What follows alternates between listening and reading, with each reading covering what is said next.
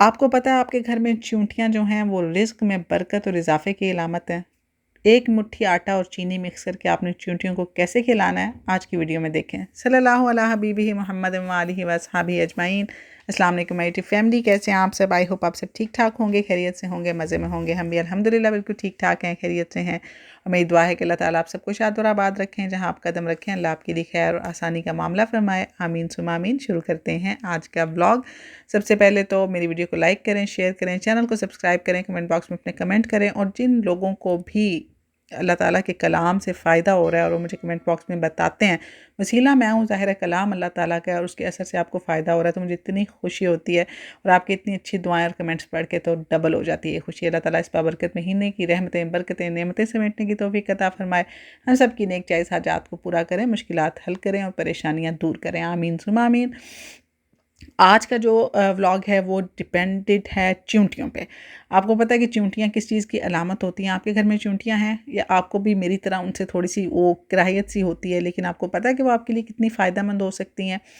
آپ نے قرآن پاک میں سورہ نمل جو ہے وہ اللہ تعالیٰ نے چونٹیوں پہ بنائی ہے۔ چونٹیاں جو ہیں وہ انتہائی منظم، انتہائی جو ہے نا وہ محنتی کیڑا ہے، ٹھیک ہے؟ ان کی اپنی آپ کو پتہ ہے کمیونٹی ہوتی ہے، کالونی ہوتی ہے، اس کے اندر ان کی ایک ملکہ ہوتی ہے، اور یہ باقاعدہ انسانوں کی طرح کام کرتی ہیں۔ ہر ایک چیز کے لیے انہوں نے الگ کمرہ رکھا ہوا ہے، سٹوریج، ان کا کھانا پینا، ہر چیز ان کی جو ہے نا ایک باقاعدہ مطلب منظم ہوتی ہے، ٹھیک ہے؟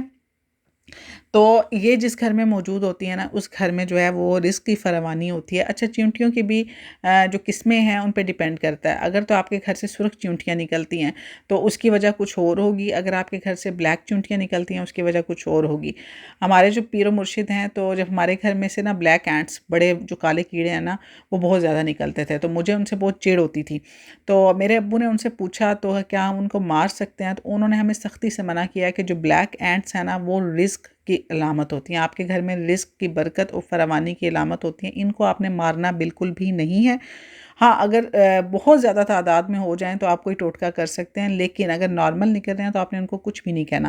لیکن جو سرخ ریڈ اینٹس ہیں نا، چھوٹی باریک والی جو ہمارے گھروں سے نکلتی ہیں، وہ نحوست کی یا نیگیٹیوٹی کی علامت ہوتی ہیں، کوئی بری خبر یا رزق کی تنگی ہو سکتی ہے، تو ان کے لیے آپ کوئی نہ کوئی ٹوٹکا کر سکتے ہیں، لیکن وہ بھی تب جب وہ بہت زیادہ تعداد میں ہو جائیں، ٹھیک ہے؟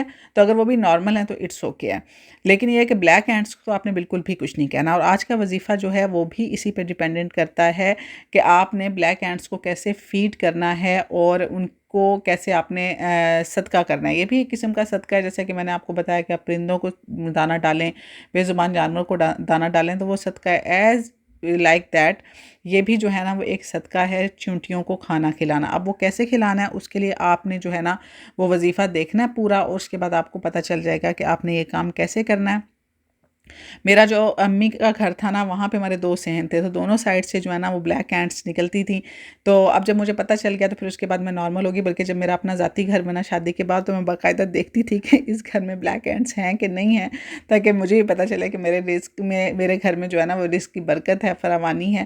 اور اس سے واقعی جو ہے نا آپ دیکھیے گا کہ انشاءاللہ کتنا زیادہ فرق پڑتا ہے۔ یہ وظیفہ کرنے کے بعد آپ نے اس کو ضرور کرنا ہے، اور اس عمل کو آپ نے ضرور دہرانا ہے، اور روزانہ دہرانا ہے، بلکہ اس کو اپنی عادت بنا لیں، اور پھر دیکھیں انشاءاللہ آپ کے لیے کتنی زیادہ آسانی ہوتی ہے رزق کے لیے۔ اور چونٹیوں کو مارنا بالکل بھی نہیں ہے، میں آپ کو بتا رہی ہوں، جو مارتے تھے نا ان کو بھی میں کہہ رہی ہوں کہ آپ ان سے معافی مانگیں، 3 دفعہ سورہ اخلاص ان کو ہدیہ کر کے، اور ان سے معافی مانگیں کہ ہم نے آپ کو جو ہے نا وہ مارا، اور اللہ تعالیٰ سے بھی معافی مانگیں اور توبہ کریں۔ اگر کوئی ان کو مارتا ہے چونٹیوں کو، اپنے بچوں کو بھی منع کریں، اور اس کے بعد یہ جو وظیفہ ہے اس کو آگے میں آپ کے ساتھ شیئر کر رہی ہوں، اس کے بعد چلتے ہیں اپنے وظیفے کی طرف، جو کہ ہے رزق میں برکت اور اضافے کا وظیفہ۔ اچھا، یہ ہوتا ہے کہ وظائف ہم ڈیفرنٹ بتاتے رہتے ہیں، لیکن کچھ کے لیے کرنا آسان ہوتا ہے، کچھ کے لیے کوئی کرنا مشکل ہوتا ہے، تو اس وجہ سے میں چھوٹے بڑے سارے بتاتی رہتی ہوں کہ جو آپ کو ایزی لگتا ہے۔ یہ نہیں ہے کہ کسی کی تاثیر بہت زیادہ ہے یا کسی میں خدا نخواستہ کوئی جادو ہے، نہیں، ہر چیز جو ہے نا وہ اپنے ٹائم پہ ورک کرتی ہے۔ ہر ایک کلام جو ہے نا وہ اللہ تعالیٰ کا ہے، اس کے اثرات ہیں، ہر چیز ہے، اور اللہ تعالیٰ کے کلام کا وہی اثر ہے، لیکن صرف بتانے کا مقصد یہ ہوتا ہے کہ بعض اوقات کوئی وظیفہ جو ہے نا وہ بہت زیادہ لمبا ہوتا ہے، تو وہ سمجھ نہیں آتا، لوگوں کے لیے کرنا مشکل ہوتا ہے، اتنا ٹائم نہیں ہوتا، جو جاب کرنے والے لوگ ہوتے ہیں اسپیشلی جو مائیں ہوتی ہیں بچوں والی، تو ان کے لیے کرنا مشکل ہوتا ہے۔ تو اس طرح سے کوئی چھوٹا وظیفہ ایسا ہوتا ہے کہ جو بندہ انسٹنٹلی بیٹھ کے کر لے اور فوراً سے ہو جائے، تو وہ بھی میں بتا دیتی ہوں۔ تو اس وجہ سے آپ کا جو دل کرتا ہے، جو آپ کو ایزی لگتا ہے، وہ والا وظیفہ آپ کر سکتے ہیں۔ آج والا وظیفہ یہ ہے کہ فجر کی نماز مکمل کرنے کے بعد ایز ویل نماز سب سے بڑا وظیفہ، سب سے پہلا وظیفہ نماز ہے، اس کو آپ نے ہر صورت پڑھنا ہے، اس کو آپ نے ہر صورت اپنی زندگی میں شامل کرنا ہے۔ اللہ تعالیٰ کے سامنے دن میں 5 دفعہ حاضری آپ نے لگانی ہے۔ دیکھیں آپ کہیں پہ جاب بھی کرتے ہیں نا، تو اگر روزانہ آپ باس کے سامنے نہیں جائیں گے نا، اپنی حاضری نہیں لگوائیں گے، تو آپ کو پے نہیں ملے گی، ٹھیک ہے نا۔ تو یہ اللہ تعالیٰ کے سامنے بھی آپ نے دن میں 5 دفعہ جانا ہے، اس کے بعد آپ کو جو ہے نا اس کا پے آؤٹ ملے گا، ٹھیک ہے۔ اگر نہیں کریں گے تو پھر میں آپ کو کوئی گارنٹی، بلکہ کوئی بھی آپ کو اس چیز کی گارنٹی نہیں دے سکتا کہ آپ کا جو وظیفہ ہے ورک کرے گا یا نہیں کرے گا، ٹھیک ہے۔ تو سب سے پہلا وظیفہ نماز کا ہے، اس کے بعد اپنے فجر کی نماز مکمل کرنی ہے۔ ابھی تو رمضان کا مہینہ ہے، اس میں تو کم سے کم کنٹینیو کریں، اور اس کے بعد پھر انشاءاللہ اپنے آپ کو عادت ڈالنے کی کوشش کریں۔ فجر کی نماز آپ نے پڑھ لینی ہے، اس کے بعد اپنے اول و آخر 3 مرتبہ درود پاک، ٹھیک ہے۔ پہلے بھی 3 دفعہ، اینڈ پہ بھی 3 دفعہ، اور کوئی سا بھی پڑھ سکتے ہیں، کوئی ایشو نہیں ہے۔ اس کے بعد آپ نے 300 ٹائم یا ذل جلال والاکرام پڑھنا ہے، ٹھیک ہے۔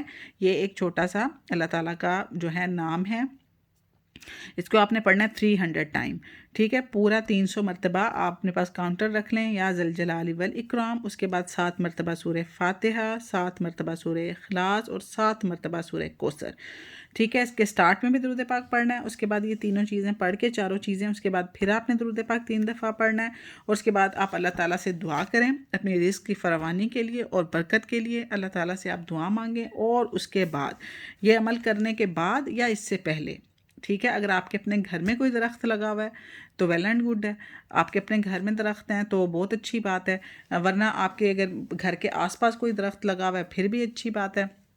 یا پھر جو مرد حضرات ہیں وہ مسجد جاتے ہیں صبح نماز پڑھنے کے لیے، تو آپ جب مسجد جا رہے ہیں راستے میں کوئی درخت ملے تو بس تھوڑا سا، اگر آپ 1 مٹھی آٹا اور 1 مٹھی چینی لے سکتے ہیں تو ٹھیک ہے، ورنہ تھوڑی تھوڑی بھی، جتنی آپ کی استطاعت ہے۔ میں یہ بالکل نہیں کہہ رہی کہ آپ نے اتنی لینی ہے اتنی لینی ہے، جتنی آپ کی استطاعت ہے آپ اپنی استطاعت کے مطابق آٹا اور چینی ان دونوں کو مکس کریں، اور اس کے بعد اس کو کسی بھی درخت کی جڑ کے پاس ڈال دیں، جڑ میں ڈال دیں، جڑ کے اندر تو نہیں ڈال سکتے، مطلب یہ کہ اوپر سوئل میں جڑ کے پاس ڈال دیں، وہاں سے وہ کیڑے جو ہے نا وہ نکلتے ہیں، بلیک ہینڈس نکلتی ہیں، تو وہ یہ جو ہے آپ کا آٹا اور چینی جو ہے نا وہ اس کو کھائیں گی۔ تو یہ جو صدقہ ہے نا یہ سب سے بہترین صدقہ ہے۔ میں پہلے بھی آپ کو بتا چکی ہوں کہ پرندوں کو، ان چیزوں کو صدقہ کرنے کا بہت زیادہ فائدہ ہوتا ہے، اور یہ بلیک اینٹس تو آپ کہیں سے بھی پڑھیں گے نا تو ان کی تو بہت زیادہ کہا جاتا ہے کہ ان کو نہ ماریں۔